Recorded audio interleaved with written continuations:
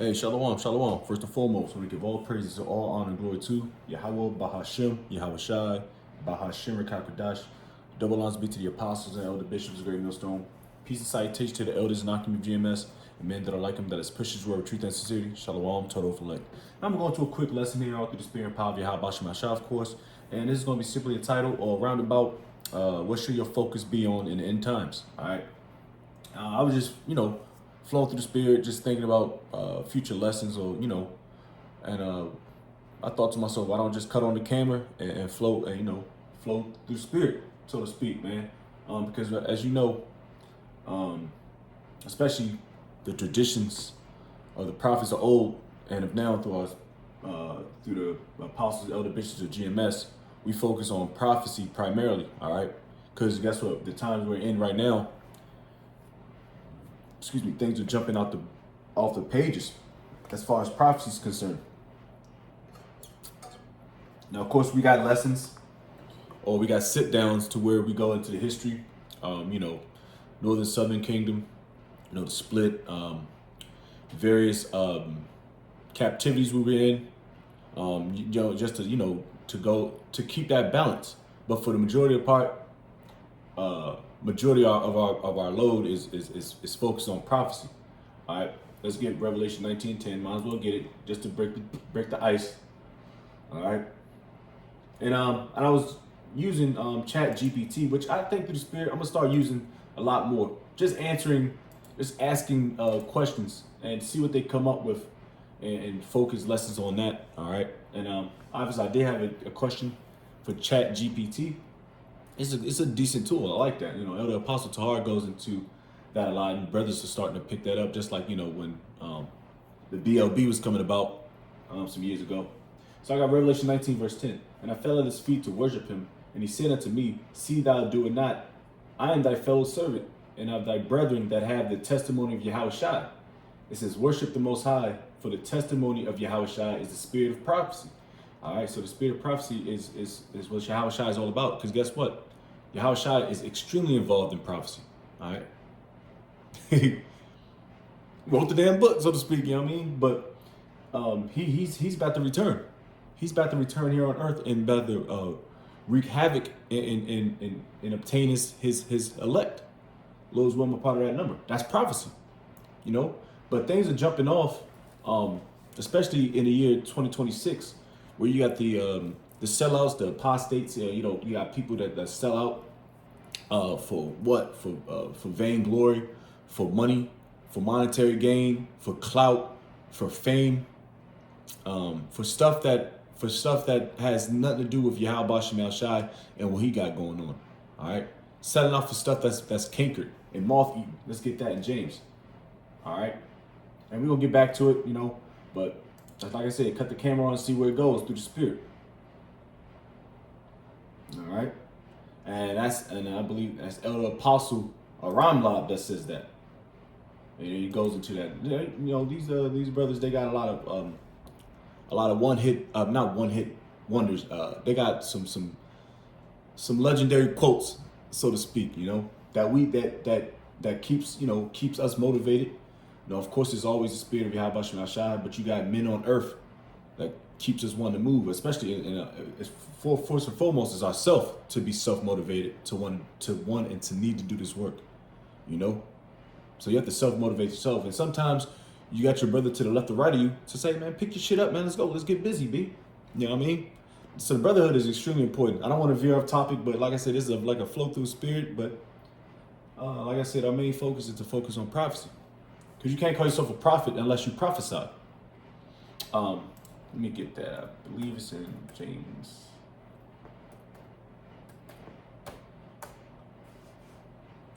James 5. This is James chapter 5 and 1. This is double for you Israelites, you heathen, you Edomites. This go to now, ye rich men, weep and howl for your miseries that shall come upon you.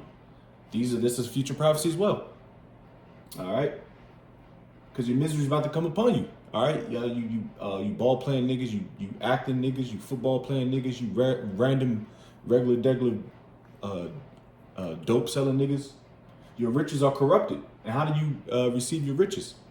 You got it. Well, like I said, we talking about Jake. You receive it in vanity by selling yourself short, by selling out. You got a lot of Israelite camps that sold out via the 501c3, so they're not able to prophesy. They can say some common things. They'll say some common things like the Lord is going to gather his people. Who are his people? And who is he dominantly talking about gathering? He's talking about gathering the elect of Israel, the remnant, not all of Israel. All right? Because all Israel is not of Israel. If that makes any sense, that's spiritual. All right? Because you people still act like heathens, still acting like goddamn Grecians. All right? Still acting like goddamn Babylonians, man. Still acting like heathen. All right? Because your riches are corrupted. You guys are tainting the truth, which in fact a lot of you Israelites received the truth. All right, a lot of you Israelites was under the tutelage of Elder Apostle Tahar and the apostles and elder bishops, but y'all wanted to do your own thing because of what? Pride, corruption, greed, fame. Want to be the guy on the TV screen. Want to be the head guy, the head honcho. Like I said, these are all prophecies. Because that's that in the last days. And I'll get that too in Peter's. It says, your riches are corrupted and your garments are moth-eaten. All right? What does it see what moth-eaten means? It has something to do. Let's see. I don't want to butcher it. Moth-eaten. Because it goes with what? Moth-eaten refers to something that has been damaged by moth larvae, often resulting in holes, or a worn appearance, and can be also described something that is old, outdated, or unattractive. All right. So your garments, and that's talking about your spiritual garments, because y'all talk about our physical garments that we wear when we go out to the highways and byways or we do our lessons. Those are just outward appearance garments. All right. And it could be, and we try to the best of our abilities to match them up to the ancient garments, but we can't do that. All this stuff is so corrupted. You don't know what you're wearing. It could say 100% cotton. It could say 100% this, 100% that. But you don't know because you're not in there. And like we said before, me and the brothers having conversations about the food, which we dive into all this stuff and we think about a lot. We like, the food we eating. Like, you don't know what these soothsayers or these modern day Chaldeans do, these Edomites do over your food. They pray, they put spells and shit on your food before it's probably packaged out and going to Kroger's and going to your local fucking deli, your local Ishmael spot, your local grocery store, especially in Jake cities or Jake areas. Heavy demons on that food. That's why you got a lot of Moism. You got a lot of people that's bugged out, overweight. Esau's doing that. That's why you got to pray over your food. And, of course, you got to eat. Because you got to go to your enemies for the one of all things. That's in Deuteronomy 28 to 48 verse. 20th chapter, 48th verse. So we can't grow our food. Some brothers can't grow their food. They live in a fucking concrete jungle. So we have to have faith in the Heavenly Father that the food won't totally destroy us.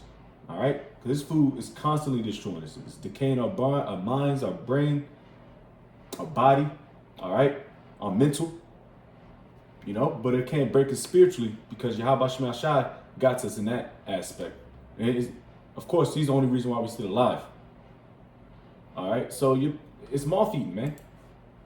Your gold and silver is cankered, and the rest of them shall be a witness against you and shall eat your flesh as it were fire. You have heaped treasure together for the last days. And for what? You got niggas storing up some bullshit, some stuff that's going to be cankered and moth-eaten. People got mad stacks of $10,000, hundreds of thousands of dollars, which is going to be nothing but fuel for fire. At the end of the day. All right. Esau too. He's storing up his riches because he think he's going to have a round 2, a round 3. Nah, after this kingdom, it's a wraps, man. Anyway, that's future prophecy. 2nd Ezra 6 and 9th chapter. All right. Excuse me. 2nd Ezra 6 chapter 9th verse. For Jacob is the end of the world, and Esau. I said Jacob, Salakia. For Esau is the end of the world, and Jacob is the beginning of that followeth. All right. So when Esau's kingdom go down, who's up next? It ain't Moab. It ain't Ammon. It ain't Ishmael. For damn sure it ain't Ham or Elam. Them heathens. They're retarded. They need slavery. All right. It ain't Esau up next after Yasharallah. No, Yasharallah is forever after this. We've gone through the struggles. All right. Focus on prophecy. All right. Let's get back to it. So, oh yeah. Well, might as well get this too. Since we in year 2026, the apostle, normally it's like a day or two prior to it, or like a day or so, which I can remember. That's when you get the little, he gets the like the video, put the video out, put like a 3-minute video. This year that, you know what I mean? But it was like maybe a week prior to the fall of the ball dropping. So it was like, yo, get this message out now. And what happened? I think some dude named Jay the Prince or some dude dropped dead. And you got the Genesis guys, the ex-Sakari members, they fell out and did their own thing. Now they went back to the basics, was Genesis, or the beginning. And then they went back to the beginning because their doctrine is cankered. It's off. So now they gotta revamp their whole system because it's all bullshit. It's based upon lies and deceit because they got infiltrated. All right, more prophecies. Let's go first. Mandates. I forget what periods it is.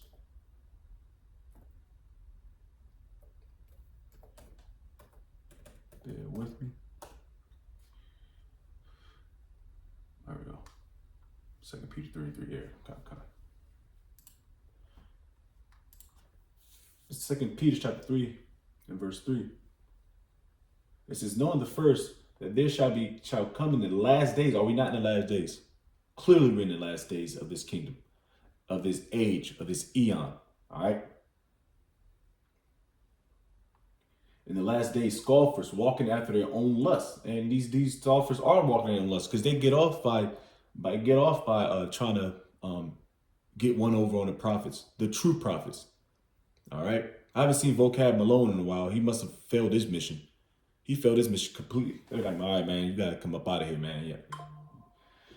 If anything, go to somebody else. Don't go to GMS because at this point, at the end of the day, you got cut from the apostles all the way down. You know what I mean, even GMS Columbus, Ohio, when they came back a year ago, you're getting cut, man. You gonna have the same message whether you hear from the apostles or you hear from a much younger camp, which is GMS Columbus, Ohio.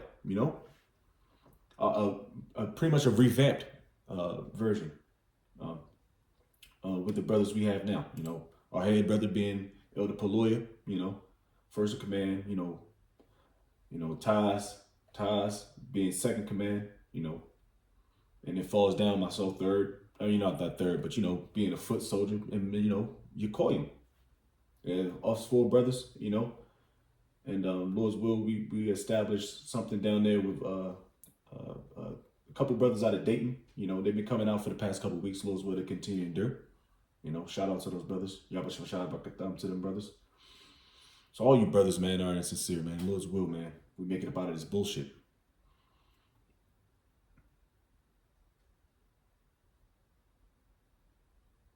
Oh, so excuse me.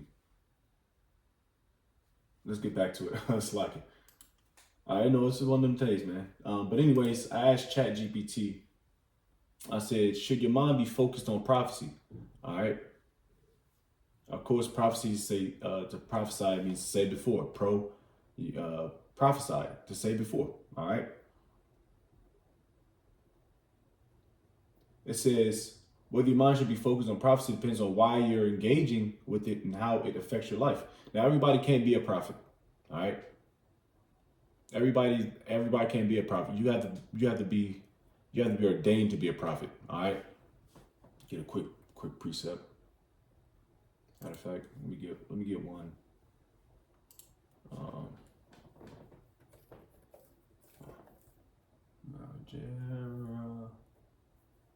I hope I'm spelling it correctly.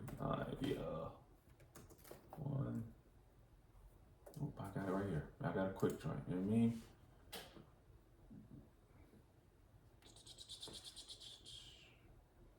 Where is he at? Okay, here we go. Do some cross reference real quick out of Jeremiah 1 verse 5. See if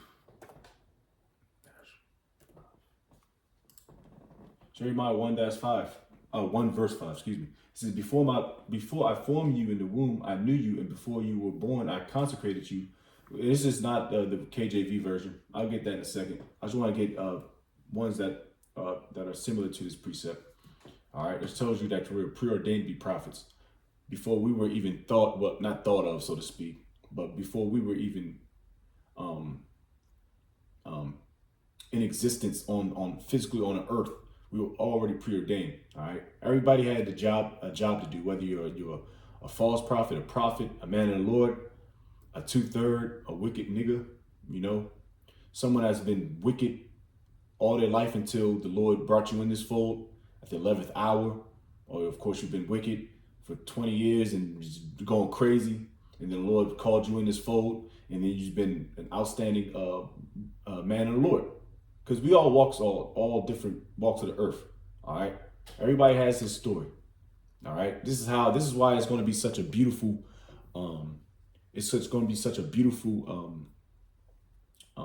buyback from Yahushua, because we all went off. Not one Israelite on this earth can say they went off. You ain't Yahushua. None of us are. All right. So we all went off. Crazy. All deserving of death. This is why it's going to be so beautiful when Yahushua comes back and he gathers his elect. Lord's will. I am a part of his number. That number, and brothers are too. All right. This is what we're focused on, man. Getting the fuck up out of here, man. All right. Let's get that real quick. Like I said, you got to be preordained. Jeremiah 1 verse 5. It says, before I formed thee in the belly, I knew thee, and before thou camest forth out of the womb, I sanctified thee, and I ordained thee a prophet unto the nations. He authorized us to be a prophet unto the nations, man. All right, that was a job, whether we liked it or not. I didn't never in a trillion years thought I would be doing this. I thought that this was even a thing. That's what I'm saying. It's gonna be so beautiful, man. And people gonna be so confused on why is that nigga getting beamed up? Why is that guy looking like an Edomite? I thought y'all said y'all hate Edomites. That's an Israelite. You dumbass. How many times we gotta do these videos, man? It is common sense. And that was like a stumbling block for me for like a day and a half. I'm like, hold up, this dude's a white guy. And I'm like, hold on, it dawned on me. Come on, man. Like, it's that simple. If you got the spirit, if you ain't got the spirit, you're just gonna be a carnal type nigga, man. All right. Now this is gonna be a flowing through the spirit type situation, because that's how it goes, man. That's how it goes, man, through the spirit. Oh man. But anyway, let's go back to ChatGPT. This is. Here are a few balanced perspectives. Prophecy can have value. Of course it has value, because it shows you what's to come. For many religious traditions, prophecy points to hope, accountability, and meaning, not just predictions. It can encourage ethical living, reflection, and trust in something larger than oneself. All right. When approached thoughtfully, it can deepen spiritual awareness rather than distract from it. Yep. And prophecy is a spiritual thing. We have faith that things are about to pop off. And honestly, you can see it. If you can't see it, you bugging the fuck out. And it's on the books. It says, but fixation can become unhealthy. And you can call us, we are fixated in prophecy. All right. So I object. All right. We are fixated. But the thing is, it can be as much as you can handle. All right. The Lord is not going to put on your plate. You can't handle it. He's not going to put too much on your plate. So there's levels to this thing, Because you still gotta go, you still gotta eat, you still gotta live amongst these people. You still gotta be like Clark Kent. You can't just go out there 24/7 prophesy. You get burnt out. All right, just like anything you do.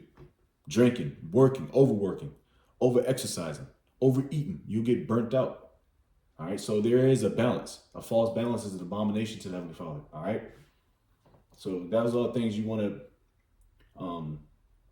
kind of avoid, especially in today's time where the food is unhealthy, the air we're breathing is unhealthy, the clothes we're wearing has wicked vibrations, the people around us, wicked vibrations, things that are going on, but you can't let it stop you from prophesying too. All right, because that's your main job. Your main job is to prophesy and fear Yahweh Shem Yahushua and serve him to the best of your abilities. All right, constant focus on prophecy, especially in end time speculation, can lead to fear, anxiety, and passivity. That's not us. Fear, anxiety. Now, of course, we're gonna be scared. You be out your wrong mind to act like you're not scared. But we are for sure this thing is gonna happen. We know it's about to happen. All right, through the scriptures, through prophecy. So of course we're gonna be scared. Nobody wants to get their head chopped off. Nobody wants to get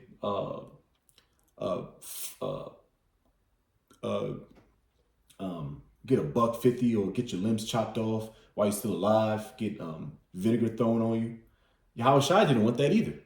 The prophets, the great prophets before us didn't want that, but they got heads chopped off, they got flayed, all types of things, man. So we got to come with that same faith that the Lord's going to get us up out of there, and that's the spirit. Second Maccabees, the 7th chapter. I'm about to get on that, do our daily reads. Second Maccabees, the 7th chapter, about those brothers and that mother, man. And that's a beautiful story, man. That'll amp you the fuck up, man. Now, if it pulls attention away from present responsibilities, relationships, or compassion, it may be doing more harm than good. And once again, bullshit. All right, your responsibility and your relationship is to Yahweh Shem Yahushua, what he wants, what he needs, what he requires. All right, right now it's to prophesy, to be a watchman. All right, I might end off with that. All right, our responsibility, and if, like I said, of course, there's a great balance. All right, that's why the apostles, this is the spirit. That's why the apostle says, if you can make a video a day, if you can make more than one video a day, then do it. If it's in your spirit. But the requirements, the minimal requirements through the spirit and power of Yahweh Shem Yahushua from the apostles and elder bishops on down is minimal 3 personal videos a day, a week. All right. You got 1 sit down with the camp. All right. I believe is 1 classroom sit down as well. So class, 1 camp sit down, and minimal 1 time a week out the highways and byways. That's the minimum requirements. All right. And then, of course, you got brothers in different lots. They go and do, Elder Apostle of the Heart maybe do 3-4 videos a day. He might got 4, 8, 12, 16, 20, maybe 20 videos a week. That's his spirit. That's his lot. Elder Apostle Rhyme Lob. And you got, of course, Elder Maholoya. He be snapping off them the 15 and 19 minute videos, 2-3s a day. It's just lots, man. And if you can handle it, you can handle it. But that's what those are, I wouldn't say prerequisites, because you know what I'm saying, it's all spiritual. But that's what what the apostles had for minimum requirements, man. And we have to meet that to the best of our abilities. It's business at the end of the day. It's nothing personal. Where I'm trying to allude to. All right, let's see what else we got. So it's pretty much what they're saying is you got to have and it's all, like I said, on like a Christian vibration, man. All right, which we're here to warn you people, man. All right, let's get this precepts, man. And what is it?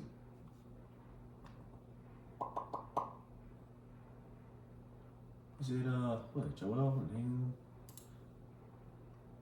I believe. Could be wrong.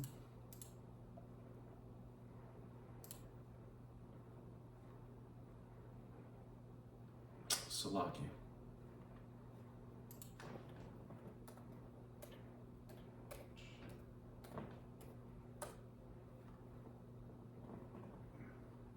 I know Ezekiel, the 3rd chapter.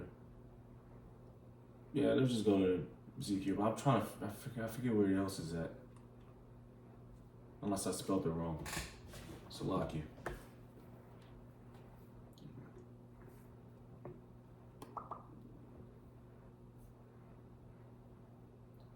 Let's go to Ezekiel very quick and go to that one. You know what? Let's see this.